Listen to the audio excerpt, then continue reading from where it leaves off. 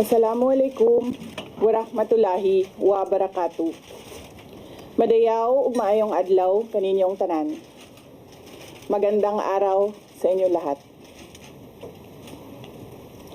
Proverbs 19 verse 21 states, "Many are the plans in a person's heart, but it is the Lord's purpose that prevails."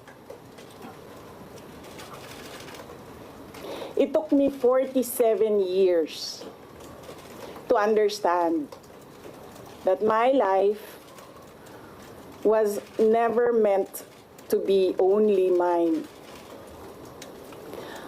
Unlike others, I may not have been born just to chase happiness. For a long time, I questioned the weight of responsibility to my family, to my country, to everyone who called on me. Today, I have peacefully accepted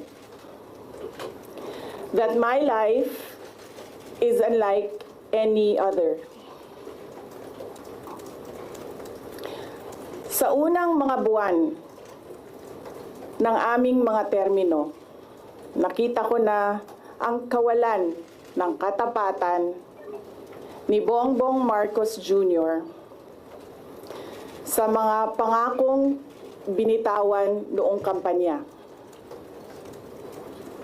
pati na sa kanyang sinumpaang tungkulin para sa bayan.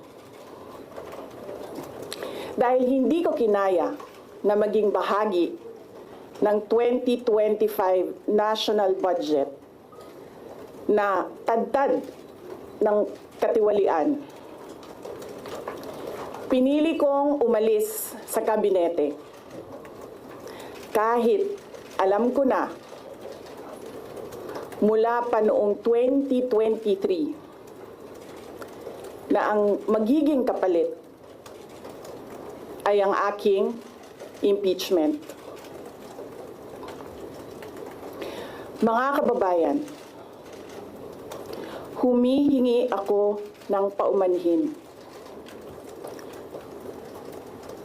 Patawad kung tinulungan ko mahalal si BBM bilang Pangulo ng ating bansa.